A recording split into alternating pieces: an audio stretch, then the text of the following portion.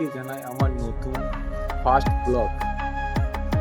First time ইউটিউবে blog করতে চলেছি আমি, তো সকলে একটু সাপোর্ট করো। আর ঠিকটা আমার বাড়ি হচ্ছে তো এখন কাজ সম্পূর্ণ বাকি আছে, দেখতে পাচ্ছ তোমরা।